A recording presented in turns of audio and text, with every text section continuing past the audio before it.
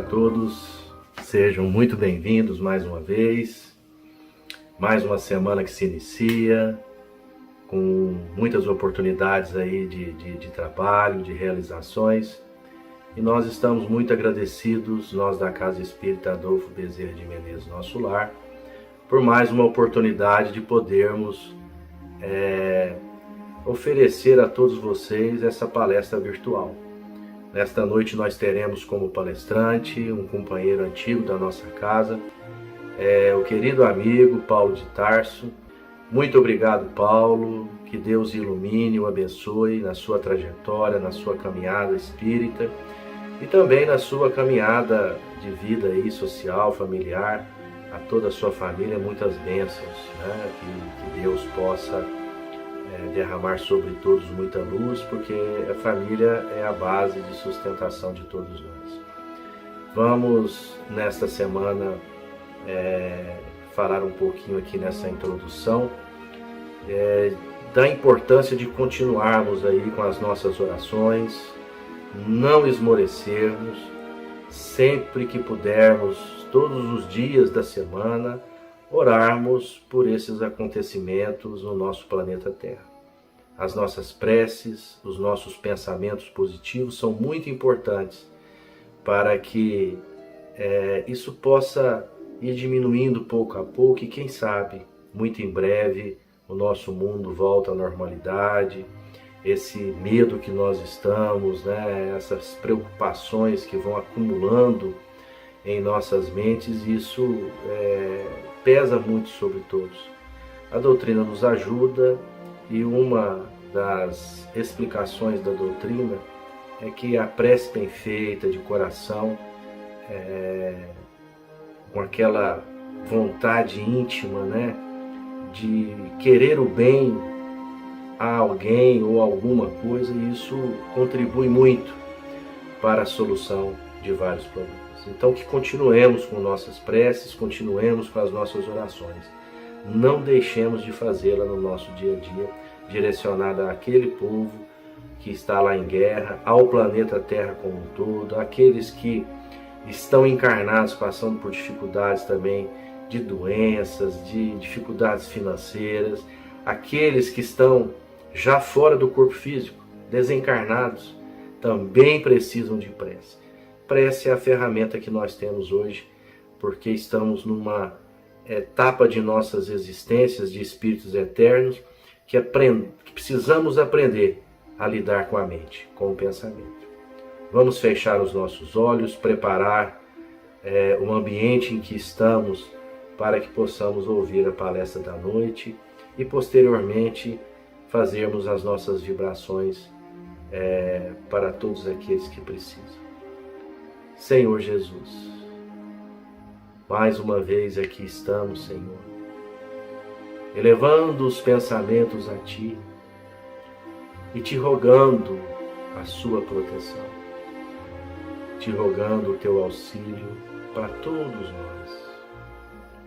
Permita, Senhor Jesus, que estejam em nosso meio os benfeitores espirituais, aqueles que nunca esmorecem, que nunca se cansam, trabalhando em Teu nome, para que a terra, para que todos nós que aqui habitamos possamos nos melhorar um pouquinho, nem que seja 1 milímetro a cada dia, porque essa é a nossa tarefa, ir melhorando pouco a pouco, descobrindo em nós as nossas fraquezas, as nossas deficiências e buscando a melhora constantemente.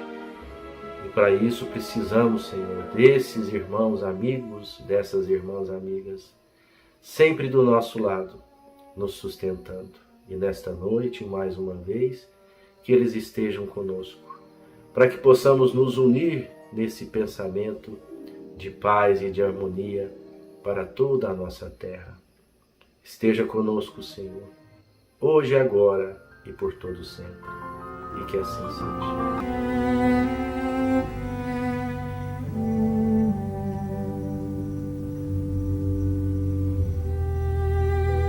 Mensagem da semana, do livro Sinal Verde, Psicografia de Francisco Cândido Xavier.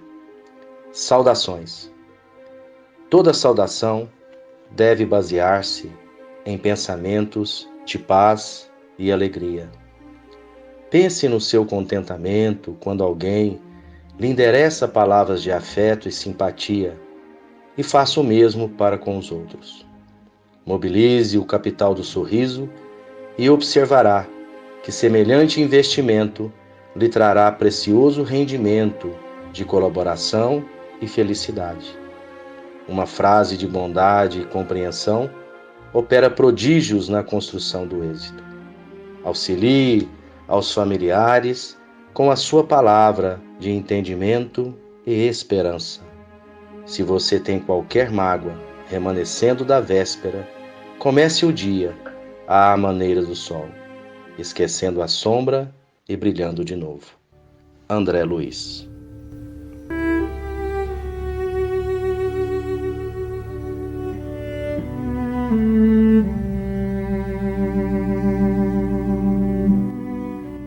Minhas irmãs, mais uma vez aqui reunidos via online para conversarmos um pouco mais sobre o Evangelho de Jesus.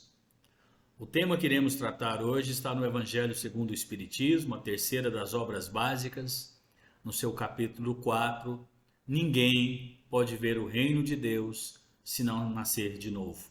Então essa é a nossa temática para a gente conversar um pouco mais e tentar entender a dimensão desta frase nas nossas vidas, e não só no processo de reencarnação.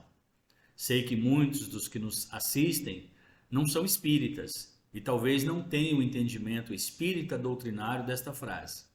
A ideia, claro, é a gente conversar um pouco, tentar explicar, tentar desmistificar isso sobre uma ótica muito estreita que é só da reencarnação. A frase é muito mais profunda, afinal de contas ela foi dita pelo nosso Mestre Jesus e ela mereceu uma atenção tão especial que ela está registrada em alguns dos evangelhos sinópticos, não apenas em um. É normal a gente pegar um texto, por exemplo, que ele aparece no livro de Mateus e não aparece nos outros. Esse aparece em Mateus, aparece em Marcos, aparece em Lucas e aparece, de certa forma, não tão clara assim, mas sob uma outra ótica, no livro de João, capítulo 3, versículo 3. Então é sobre isso que nós iremos conversar nesse nosso encontro virtual. É muito comum as pessoas falarem que o Evangelho, que a Bíblia, né, o texto bíblico, carece de interpretação. Muitas das vezes a gente escuta as pessoas falarem que o espírita faz uma leitura equivocada de determinadas passagens. Porém, essas mesmas pessoas, quando convém, fazem uma interpretação literal ou a interpretação equivocada para poder atestar o seu entendimento. É lógico que algumas passagens do Evangelho ao longo dos tempos, eles sofreram determinadas alterações, eles foram adulterados em alguns pontos. Isso fica claro para quando a gente faz uma proposta de fazer um estudo bíblico, tanto do Velho quanto do Novo Testamento. É muito comum a gente encontrar interpretações diversas, textos com traduções diferentes, textos, por exemplo, nos textos bíblicos que traz a palavra espírita e espiritismo, que, como nós sabemos, foram palavras criadas, cunhadas por Allan Kardec quando da codificação da doutrina espírita. Então, até a codificação da doutrina espírita, a terminologia espiritismo, espírita não existia. Existia espírito, né? O vocábulo espírito, mas espírita, espiritismo, espiritista são palavras cunhadas por Allan Kardec quando da codificação da doutrina espírita, ali por volta dos anos 1850 e seguintes, né? Até a publicação das obras básicas, que se deu a primeira delas em 1857.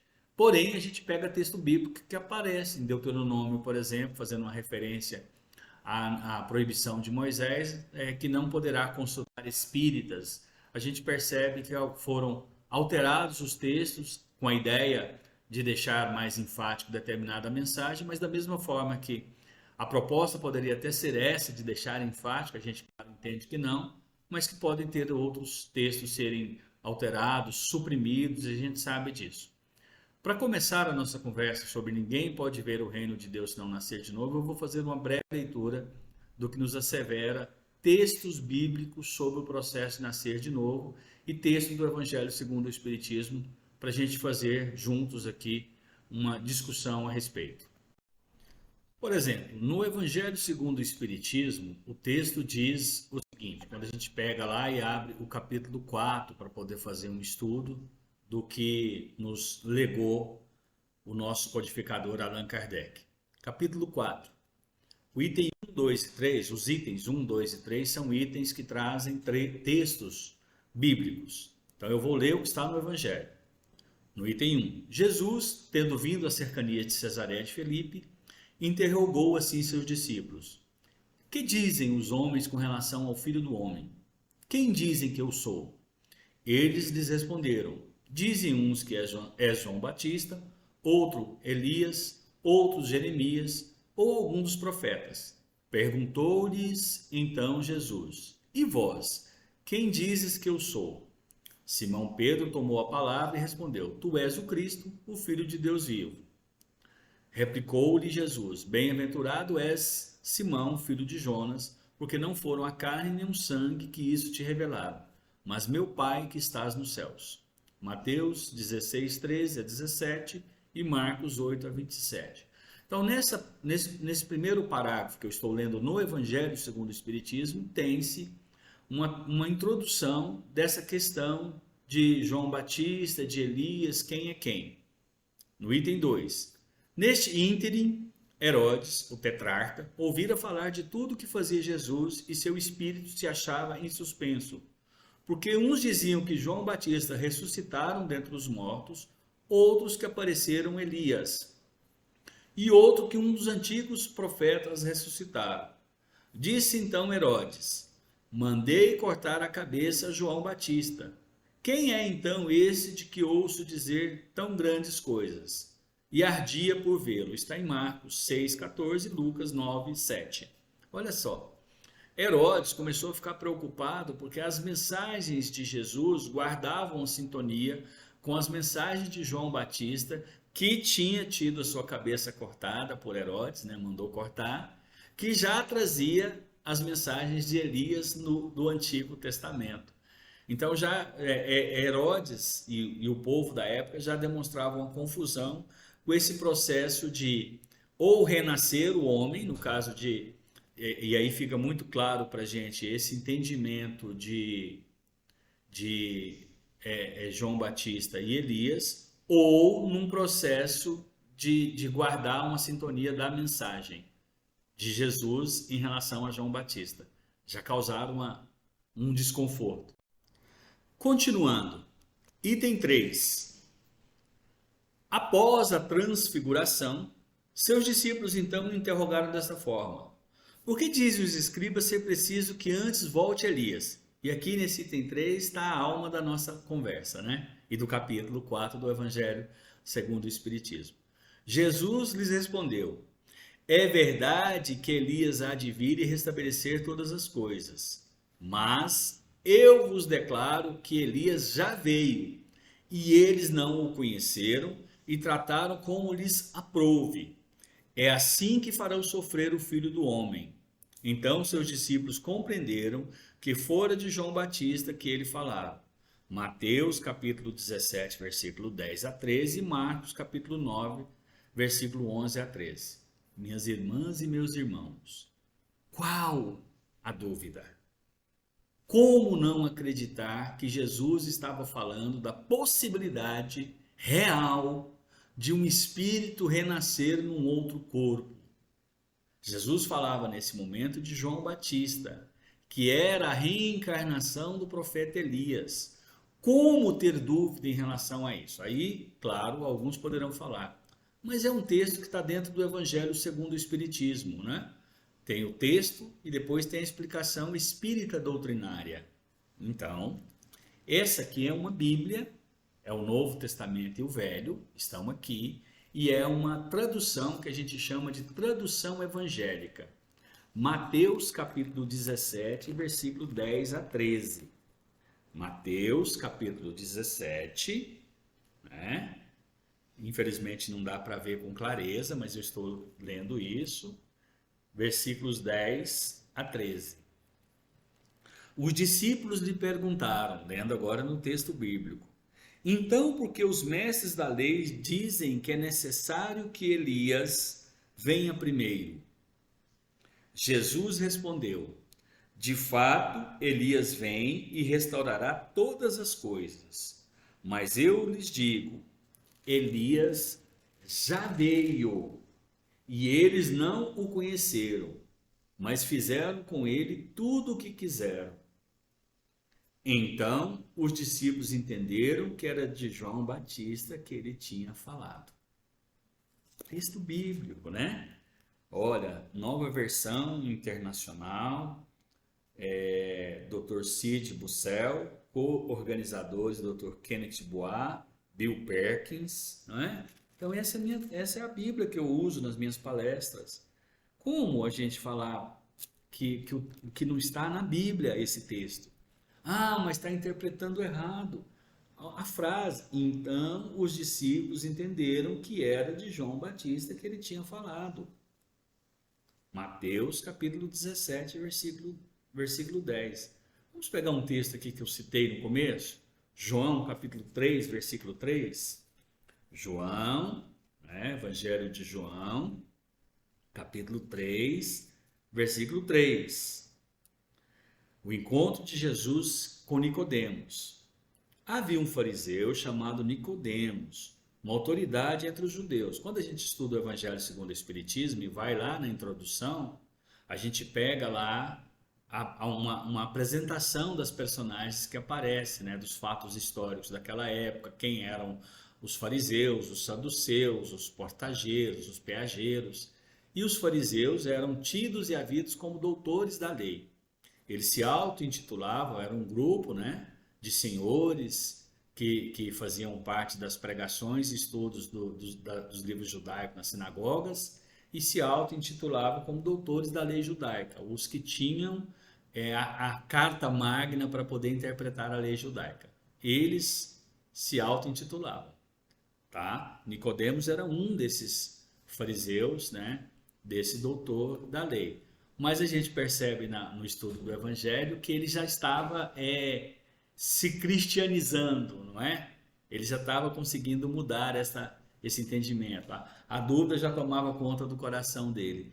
E a gente sabe que isso é muito bom, porque quando a dúvida toma conta do coração e nós não nos confortamos simplesmente em parar, mas nós vamos atrás e estudamos, a tendência é que este conhecer da verdade, como nos diz o Cristo Jesus, possa libertar-nos da ignorância ou libertar-nos de nós mesmos. Isso acontece com Nicodemos.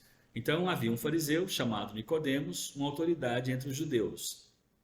Ele veio a Jesus à noite e disse: estudar o Evangelho é bom por isso, né? À noite. Por quê? Fariseu, encontrando com Jesus, à luz do dia, normalmente eles encontravam para atacar Jesus, era muito comum.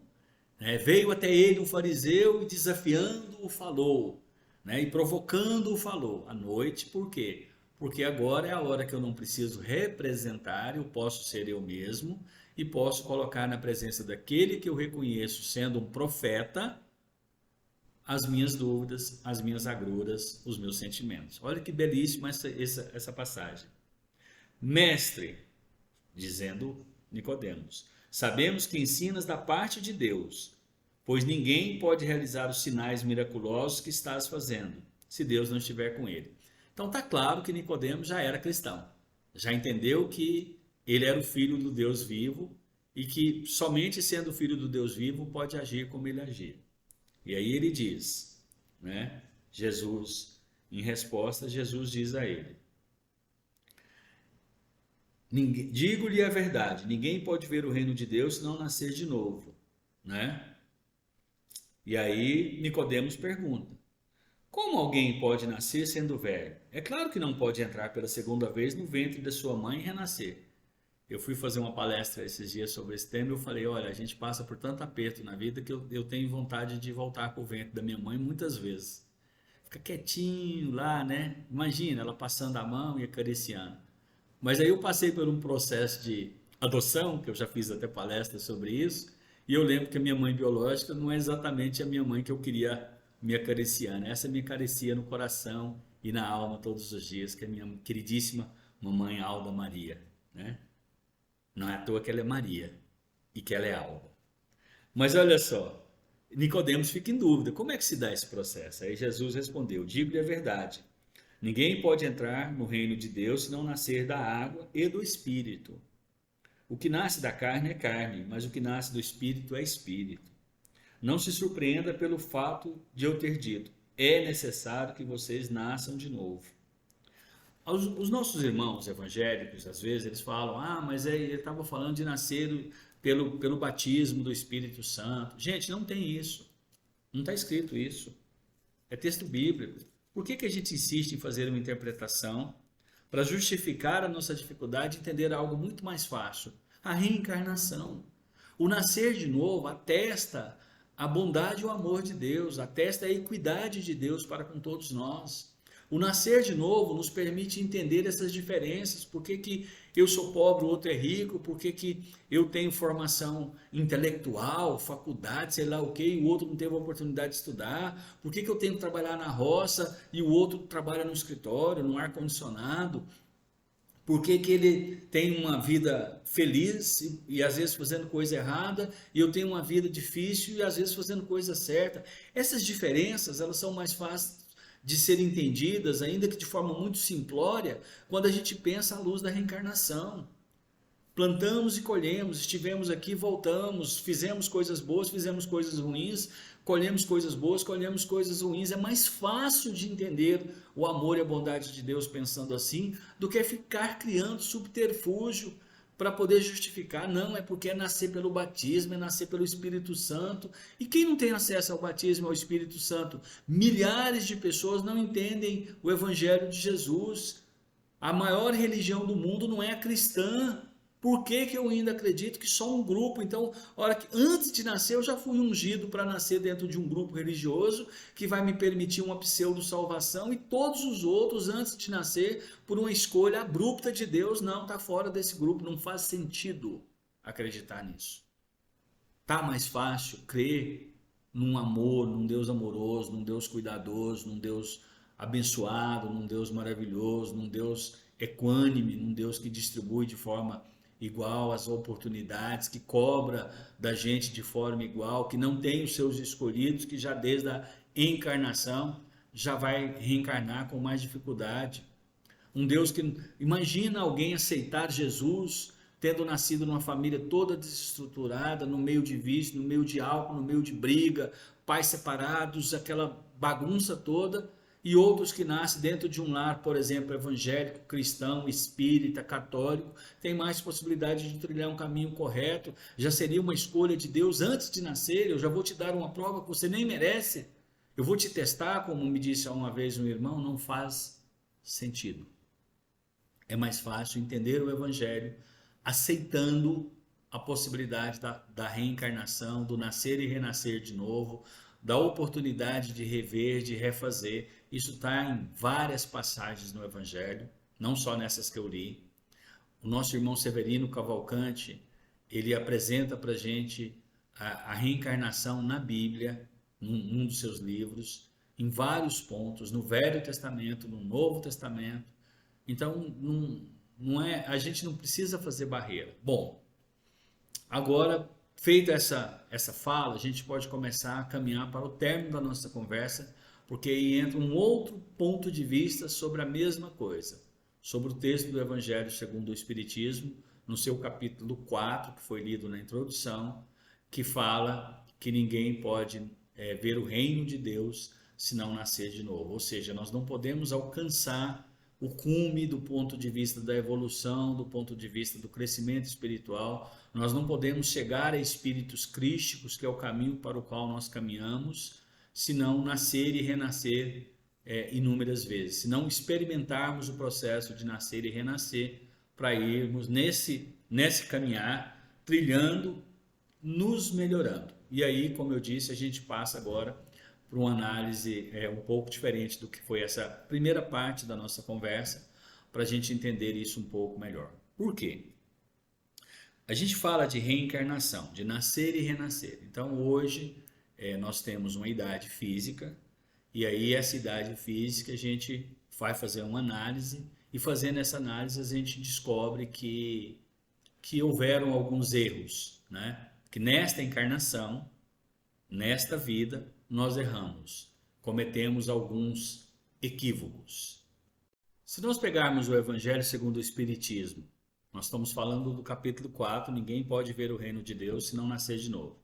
Se nós seguirmos ele agora, o capítulo 5, Bem-aventurados aflitos, é o maior capítulo do Evangelho segundo o Espiritismo, no início dele nós veremos algumas colocações sobre causas atuais das aflições e causas anteriores das aflições.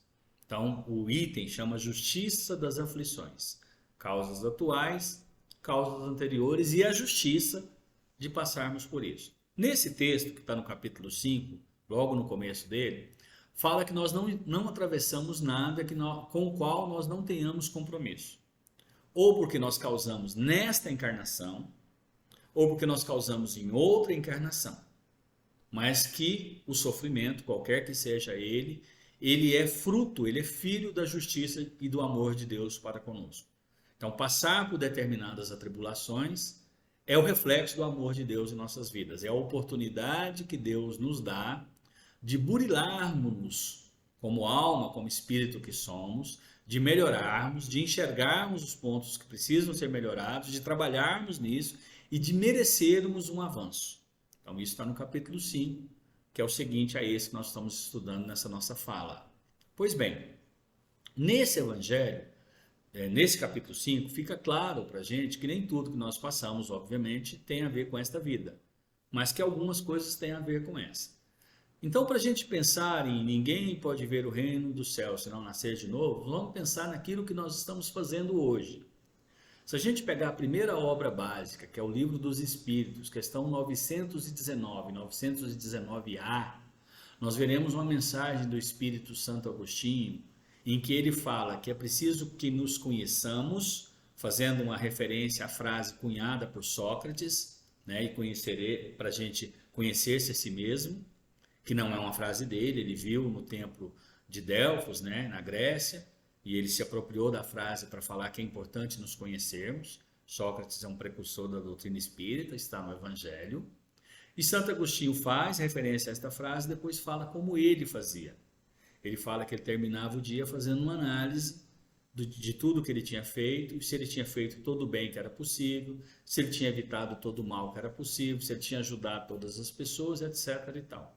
Pois bem, minhas irmãs e meus irmãos, a gente precisa esperar terminar esta encarnação. Então, vivemos aí 50 anos já, a gente vai viver mais 50, né? Até mais. Então, a gente vai esperar desencarnar, passaremos um período na erraticidade, que é a definição da espiritualidade para Kardec, é o intervalo entre uma encarnação e outra, é o estado de erráticos, né? De estar na erraticidade, errando, preparando para uma nova encarnação. Vamos supor que a gente fique 20, 30 anos, 50 anos lá. Então a gente vive mais 50, fica mais 50 no mundo espiritual. Nós vamos esperar 100 anos do nosso calendário para voltar aqui, para nascer num novo corpo, para crescer, para começar a nossa tarefa de evangelização, para corrigirmos determinadas falhas, determinados erros que nós já conseguimos reconhecer. Não é um contrassenso fazer parte de um grupo religioso, fazer parte de uma filosofia religiosa e esperarmos tanto tempo para poder começar um processo de autocura, um processo de evangelização, um processo de mudança. Então, a nossa conversa, a nossa nova leitura desse capítulo, a proposta que eu lhes faço é que nós possamos, ao desencarnar hoje à noite, porque nós vamos desencarnar. Desencarnar é sair da carne. Nós, como espíritos, nós deixamos o corpo físico repousando e nos soltamos dele. Daí os sonhos, os encontros, os desencontros, aquilo que a gente lembra, aquilo que a gente não lembra, mas nós não ficamos presos ao corpo físico. Nós saímos, sofremos um processo. O Livro dos Espíritos, o livro Céu e Inferno, quando faz referência à morte, fala isso, que a gente faz uma preparação para a morte quando nós dormimos. Então, nesta noite, por que não a gente fazer um propósito de, assim que desencarnarmos, reencarnarmos amanhã cedo melhores. Por que não começar a fazer a correção daquilo que a gente acredita que tenha falhado amanhã? Por que não abandonar de hoje para amanhã determinados vícios? O vício da maledicência, o vício de julgar o outro, o vício da fofoca, ou o vício físico tangível, o vício do cigarro, o vício da bebida. Por que não a gente fazer compromisso de adotar bons hábitos a partir de amanhã? Começar a fazer boas leituras, ter firmeza na casa doutrinária que nós fazemos parte, frequentar com compromisso e não ser um simples participante aleatório que vai quando precisa ou quando acha que não está bem, que não tem compromisso com o trabalho. Por que não fazer um compromisso de reencarnar um trabalhador do centro que nós frequentamos? Um efetivo participante do grupo de médiuns, um estudante ávido do curso sistematizado da doutrina espírita, um motivado integrante do grupo de música. Por que não fazer uma proposta de reencarnar no dia de amanhã melhor do que estamos no dia de hoje? Com o desejo de perdoar, com o desejo verdadeiro de pedir perdão, com o desejo de ligar para alguém, de encontrar alguém, de abraçar alguém, de falar eu te amo, porque eu não sei quanto tempo é o curso desta encarnação física, e sim, não mais do dormir hoje e acordar amanhã, mas do desencarnar efetivamente e reencarnar daqui a um tempo, tendo talvez poucas oportunidades de encontrar como espírito enquanto na erraticidade. Então, uma proposta é pegar esta leitura do Cristo, cuja prova é inequívoca da reencarnação, mas fazer a reencarnação diária.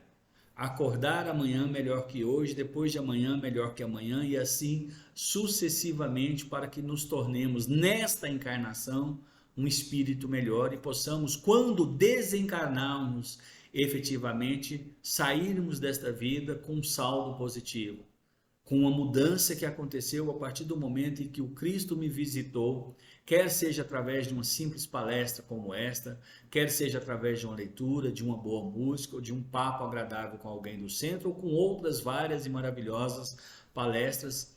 Eu viro a chave minha particular, individual, olho para mim, faço uma análise e falo, eu não preciso e eu não quero, eu vou mudar. A partir de amanhã, o homem novo estará ocupando este corpo velho, mas um espírito vivificado pelo Cristo Jesus. E minha proposta de entrega será uma proposta de entrega melhor do que eu estou vivendo até hoje. Por que não? Por que esperar terminar esta encarnação? Porque eu já estou todo lascado mesmo, porque eu já errei demais, porque isso, porque aquilo. Olha, minhas irmãs, tem uma bela frase do nosso queridíssimo irmão, amigo, querido Francisco Cândido Xavier, o nosso Chico, que ele fala de uma forma textual: não importa o quanto errado nós estejamos ou tenhamos caminhado até hoje, qualquer um de nós podemos começar hoje, estabelecer um novo começo, e esse novo começo dar-nos-á um novo e maravilhoso fim. Tendo aspas nesse fim, porque o fim é sempre um novo começo, uma nova, um recomeçar. Então nós poderíamos todos, quem está tendo a oportunidade de assistir esse vídeo, eu na minha individualidade tenho procurado fazer isso, tentar melhorar um pouquinho de cada vez, sem querer acelerar as coisas, sem querer fazer mudança abrupta, que não tem um alicerce, uma sustentação em mim mesmo. Eu preciso saber de mim para comigo, o que eu estou fazendo, o que eu posso fazer, como eu posso melhorar.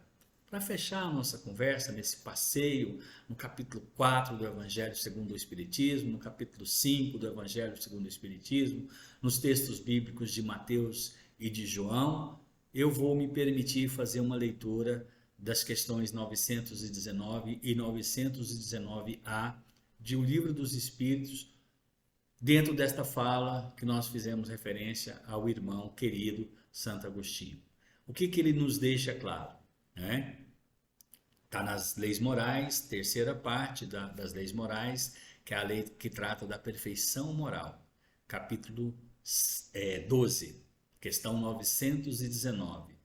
qual o meio prático mais eficaz tem o homem de se melhorar nesta vida e de resistir à atração do mal?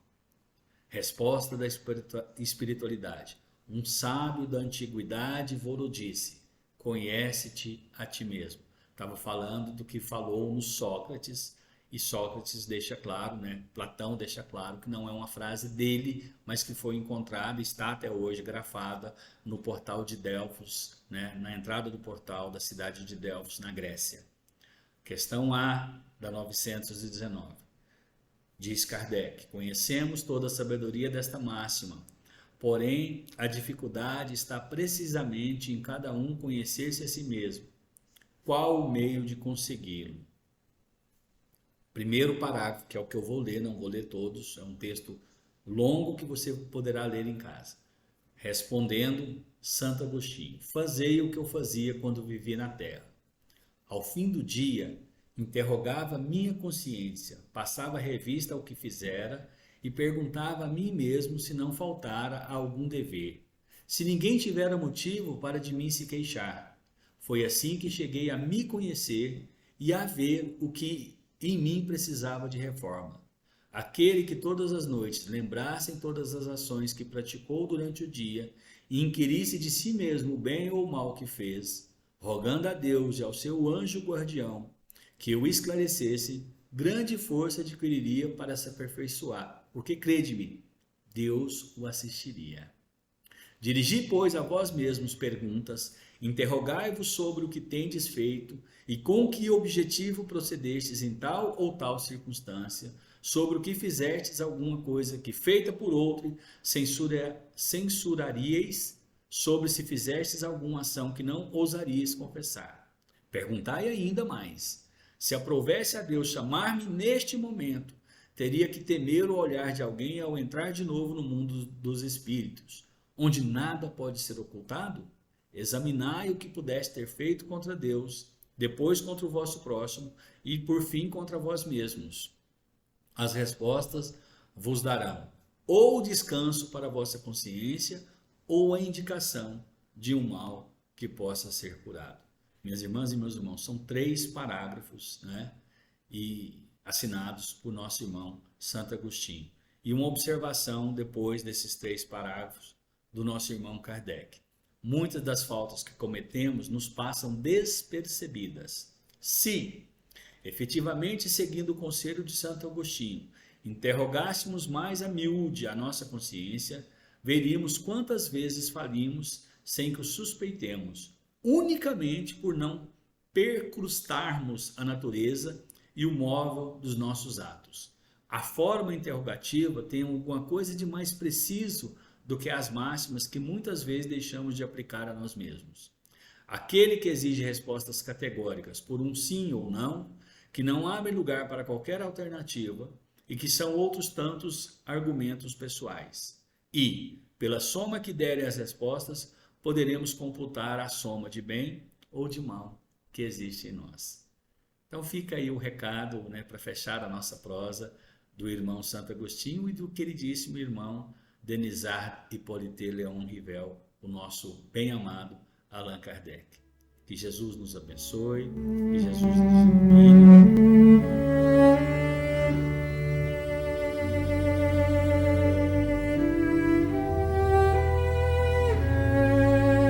Boa noite, meus irmãos queridos.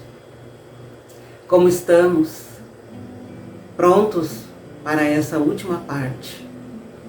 Não se esqueçam da água a ser fluidificada. É muito importante que nós tenhamos sempre água fluidificada, porque ela nos renova,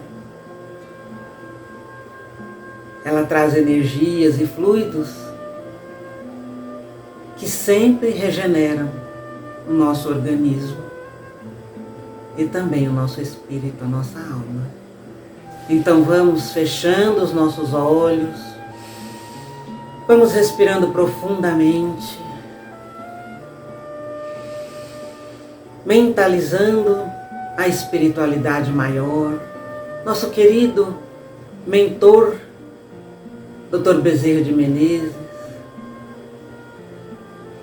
e o mentor da nossa casa de oração, nosso querido irmão Cornélio. Elevemos os nossos pensamentos a Jesus. E vamos agradecer por essa grande oportunidade de estarmos reunidos em seu nome. Porque dessa forma, unidos em nome de Jesus, Ele habitará em nós.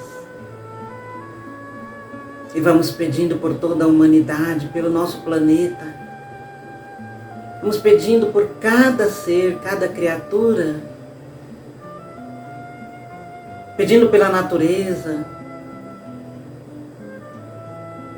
Rogando a Ti, Senhor, para que haja paz e amor no nosso planeta.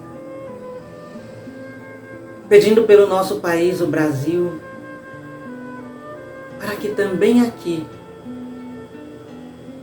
possamos ter muita paz e muita união. Vamos mentalizando a Tua figura, Mestre. Mentalizando que o Senhor está com as mãos espalmadas sobre nós nesse momento, nos trazendo a energia que necessitamos nesse passe, todos os fluidos, toda a Tua luz, todo o Teu amor. E vamos sentindo essa energia nos refazendo, nos iluminando, nos completando e nos unindo cada vez mais a Ti, Mestre amado. Essas energias que só o Senhor é capaz de nos trazer. E vamos nos sentindo um só junto a Ti, Mestre. Junto ao Teu coração. Senhor, vamos pedindo pelos nossos familiares, nossos entes queridos, pelo nosso lar, para que o Senhor entre em nosso lar, trazendo luz, harmonia e união. Vamos mentalizando o nosso local de trabalho, nossos colegas, os chefes, e vamos pedindo para que também ali nós possamos ter a fortaleza necessária diante das dificuldades. Vamos rogando a Ti, Senhor, pelo nosso planeta, pelo nosso Brasil, a pátria do Evangelho,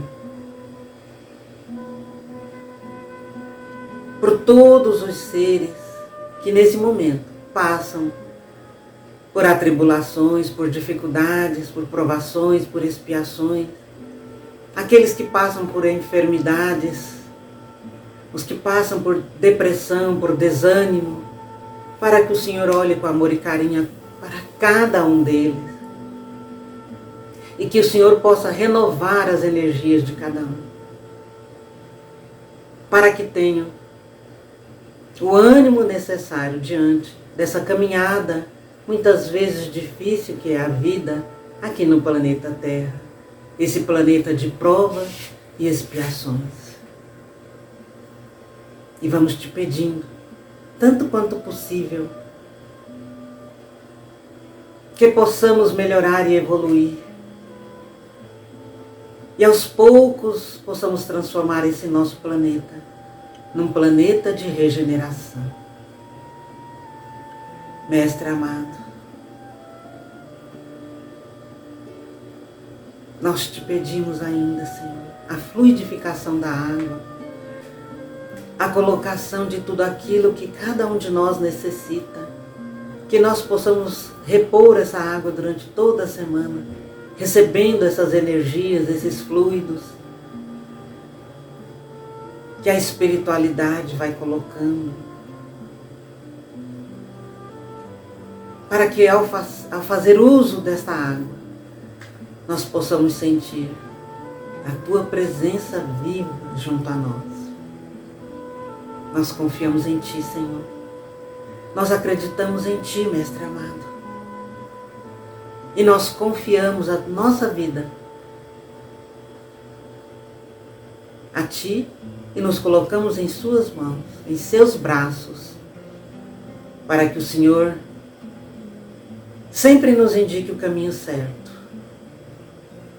mas também para que naqueles momentos de maior fraqueza, de maior dificuldade, quando nos sentimos fracos, quando não encontramos mais nenhum caminho a seguir, para que o Senhor nos carregue em seus braços, Mestre amado, para que o Senhor nos acalente em seu regaço, nos fortalecendo,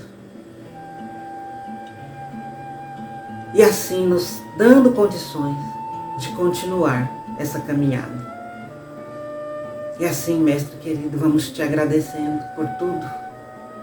E vamos te rogando que o Senhor esteja conosco, hoje e por toda a eternidade. Que assim seja. Nosso Mestre nunca esquece de nós. Muitas vezes, as respostas às nossas orações vêm de forma diferente daquilo que nós pedimos. Mas Jesus e Deus, nosso Pai, nunca deixam de nos assistir quando necessitamos. Que o Pai maior e que Jesus esteja com cada um de nós, hoje e sempre. Que assim seja.